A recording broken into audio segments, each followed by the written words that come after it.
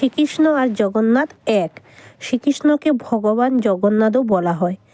জগন্নাথ দেব আর শ্রীকৃষ্ণ আলাদা নয়। যখন মহাভাব অর্থাৎ আবেগের বিকাশ ঘটায় তখন তিনি ভগবান জগন্নাথ রূপ ধারণ করেন। সুতরাং কৃষ্ণ এবং ভগবান জগন্নাথ হিন্দু পুরাণ অনুযায়ী শ্রীকৃষ্ণ মর্ত্যলোকে 125 বছর বেঁচেছিলেন।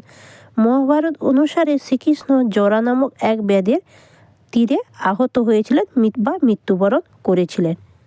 শ্রীকৃষ্ণ হলেন নিরাকার ব্রহ্মজ্যোতি। শ্রীকৃষ্ণ হলেন বেদের পরম ব্রহ্ম।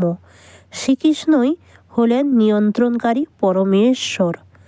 শ্রীকৃষ্ণ বিশ্বরূপ ধারণকারী এবং শ্রীকৃষ্ণই হলেন বৈকুণ্ঠ ধামের নারায়ণ। শ্রীকৃষ্ণ হচ্ছেন জীবের চতুর্ভুজ পরমাত্মা। শ্রীকৃষ্ণের জন্ম হয়েছিল মথুরার কারাগারে এবং শ্রীকৃষ্ণের পিতার নাম ছিলেন বসুদেব, মাতার নাম ছিলেন দৈবকী এবং যশোদা মা এবং নন্দ বাবাও ছিল শ্রীকৃষ্ণের। গীতায় শ্রীকৃষ্ণ বলেছেন, যে ধরে কৃষ্ণের চরণ সে পায় অমূল্য ধন, যে করে হরির নাম সে হয় পুণ্যবান, যে পড়ে গীতার উক্তি তার হয় পাপ মুক্তি। গীতা হলো ভগবান শ্রীকৃষ্ণের মুখ নিঃসৃত বাণী। গীতা রচনা করেছিলেন ব্যাসদেব। গীতা হয়েছিল দ্বাপর যুগে। গীতার পুরো নাম হচ্ছে শ্রীমদ্ ভগবদ গীতা। গীতার মোট 18টি অধ্যায় আছে। 18 দিন ধরে যুদ্ধ হয়েছিল। গীতায় মোট 700টি শ্লোক আছে। যে কটি শ্লোক আছে, ধৃতরাষ্ট্র বলেছিলেন 1টি, সঞ্জয় বলেছিলেন 40টি, অর্জুন বলেছিলেন 85টি, শ্রীকৃষ্ণ বলেছিলেন 574টি। নমস্কার বন্ধুরা, সবাইকে গোপু সোনা চ্যানেলে সুস্বাগতম। বন্ধুরা, আজকে আমরা একটু আলোচনা করব শ্রীকৃষ্ণের সম্পর্কে এবং জগন্নাথ দেবের সম্পর্কে। চলুন বন্ধুরা, খুব গুরুত্বপূর্ণ আলোচনা। আমরা যে সবাই শ্রীকৃষ্ণকে ভগবান জগন্নাথও বলা হয়, তারা উভয়ে কি আলাদা? নয়। কৃষ্ণ যখন মহাভাব অর্থাৎ আবেগের বিকাশ ঘটান তখন তিনি ভগবান জগন্নাথের রূপ ধারণ করেন। সুতরাং কৃষ্ণ এবং ভগবান জগন্নাথ একই। জগন্নাথ দেব শুধু এক দেবতা নন, তিনি হলেন চেতনার প্রতীক। এবং জগন্নাথ দেবের মূর্তি পাথরের নয়, কাঠের। কিন্তু কেন?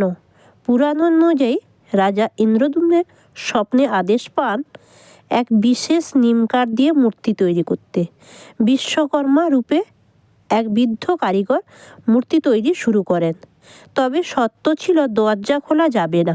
কিন্তু দরজা খুলতেই তিনি অদৃশ্য হয়ে যান আর মূর্তিগুলো থেকে অসম্পূর্ণই থেকে যায় মূর্তিগুলো। এই কাঠের মূর্তি যুগ যুগ ধরে পূজিত হয়ে আসছে। প্রতি 12 বছর অন্তর একবার বদলানো হয়, যে বছর জোড়া আষাঢ় মাস পড়ে। এই মূর্তি নবকলেবরে নতুন রূপে পরিচিতি হয়। জগন্নাথ দেবের প্রসাদকে কি বলে?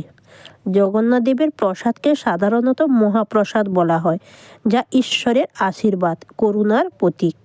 এবং প্রসাদের নামও আছে। প্রসাদ 56 প্রকারের হয়। এটি প্রসাদ মানে নাম আছে মানে মহাপ্রসাদ, এটি সবচেয়ে প্রচলিত শব্দ। চম্পক ভোগ আছে, মানে চম্পক ভোগ হচ্ছে এটি একটি প্রসাদের একটি বিশেষ অংশ। 56 ধরনের খাবার দিয়ে তৈরি হয়।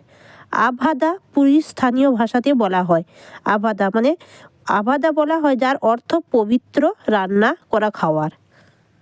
জগন্নাথ দেবের মাহাত্ম্য হচ্ছে যিনি দূর থেকেও ভক্তকে আঁকড়ে ধরে রাখেন। এবং জগন্নাথ দেবের গোল গোল চোখ মানে শুধু রূপ নয়, এটি হচ্ছে তার অসীম করুণা।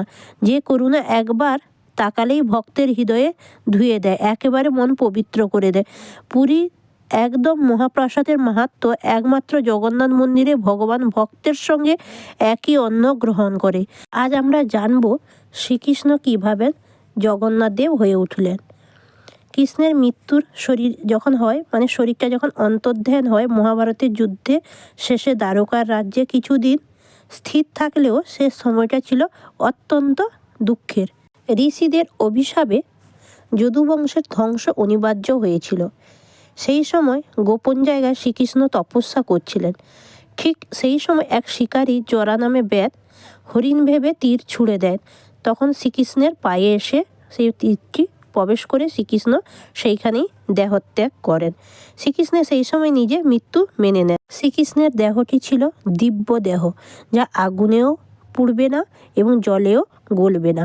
শোনা যায় তার হৃদয় শ্রীকৃষ্ণের হৃদয়ের অংশটি অক্ষত ছিল। এটি ভেসে ভেসে পৌঁছে যায় সমুদ্রের তটে। তখনই স্বপ্নাদেশ পান পুরীর রাজা ইন্দ্রদ্যুম্ন একটি অলৌকিক স্বপ্ন দেখেন। স্বপ্নে ভগবান নারায়ণ বলছেন, আমি উপকূলে রয়েছি, আমাকে খোঁজো এবং প্রতিষ্ঠা করো। রাজা সেই বস্তু খুঁজতে খুঁজতে সমুদ্র তটে গিয়ে পৌঁছলেন। দেখেন এক উজ্জ্বল কাঠখণ্ড।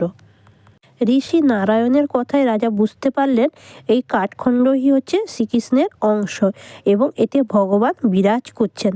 রাজা সিদ্ধান্ত নেন এই কাঠটি দিয়েই দেব মূর্তি গঠন করবেন। বিশ্বকর্মাকে আহ্বান করা হয়। বিশ্বকর্মা বললেন, আমি মূর্তি নির্মাণ করব, তবে আমার একটি শর্ত আছে। কোনোভাবেই কেউ দরজা খুলে আমাকে দেখতে পারবে না। যদি কেউ দেখেন, আমি কাজ শেষ না করেই চলে যাব। রাজা রাজি হলেন, কিন্তু অনেক দিন কেটে গেল, কোনো শব্দ নেই, কোনো সাড়া নেই। রানী চিন্তা করলেন, গুঞ্জিজা মিস্ত্রি হয়তো মারা গেছেন নাকি জল তেষ্টায়। অবশেষে রাজা দরজা খুলে ফেললেন। দরজা খুলতেই দেখা যায় মূর্তিগুলি তৈরি হয়নি, সম্পূর্ণভাবে তৈরি হয়নি, অসম্পূর্ণ। তাদের হাত নেই, পা নেই, দেহ অসম্পূর্ণ, কিন্তু চোখ দুটো এতটাই বড় যে যেন সে চোখ গোটা বিশ্বকে একেবারে ধরে রাখার মতো। এই রূপটি ছিল শ্রীকৃষ্ণ এবং বলরাম সুভদ্রা দেবীর নতুন রূপ, জগন্নাথ, বলভদ্র এবং সুভদ্রা দেবী। প্রথমে রাজা খুবই কষ্ট পান। অসম্পূর্ণ মূর্তি, এটি কিভাবে পূজিত হবে? তখন নারদ মুনি এসে বললেন, এই রূপই ঈশ্বরের ইচ্ছা ছিল। এইখানেই ঈশ্বর ভক্তদের কাছে আত্মসমর্পণ করেছেন, নিজের সমস্ত অহংকার ত্যাগ করে। তাই ঈশ্বরের জগন্নাথ দেবের এত বড় বড় চোখ। তিনি সব সময় আমাদের দিকে চেয়ে আছেন। জগন্নাথ দেবের হাত নেই, কারণ তিনি কাউকে আঘাত করেন না। জগন্নাথ দেবের পাও নেই, কারণ ঈশ্বর সর্বত্রই বিরাজমান। এই রূপ হলো এক সর্বজনীন ঈশ্বর রূপ, যেখানে একদম জাতি বর্ণ নির্বিশেষে শুধু ভক্তি আর প্রেমের প্রতীক। জগন্নাথ দেবের শুধু এটি মূর্তি নয়, তিনি এক দর্শন, এক অপূর্ণ রূপ, যার মধ্যে লুকিয়ে আছে পূর্ণ ঐশ্বরিক শক্তি। ভক্তি হলো ঈশ্বরের প্রতি সম্পূর্ণ আত্মনিবেদন এবং ভালোবাসা, যা পরম আত্মশুদ্ধির কথা। বিশ্বাস হলো কোনো কিছুতেই সত্য বলে মেনে নেওয়া। বিশ্বাস ছাড়া ভক্তি অসম্পূর্ণ, কিন্তু বিশ্বাস থাকলে ভক্তি হবে এমন নয়। প্রকৃত ভক্তি ঈশ্বরের প্রতি নিঃস্বার্থ ভালোবাসা হচ্ছে প্রকৃত ভক্তি। এই যুগে ভগবান ছাড়া এই পৃথিবীতে আপন বলতে আর কেউ নেই। যতই জীবনে আসুক দুঃখ, কষ্ট, সমস্যা, একমাত্রই ভগবানই হচ্ছে আপন, যেখান থেকে একমাত্র প্রভুই পারে মুক্তি দিতে। ভক্তি ভরে প্রভুকে ডাকলে প্রভু সাড়া অবশ্যই দেবেন। ভগবান শ্রীকৃষ্ণ বলেছেন, আত্মার জন্ম নেই না, কখনো মৃত্যু নেই। শরীর নষ্ট হয়ে গেলেও আত্মা নষ্ট হয় না।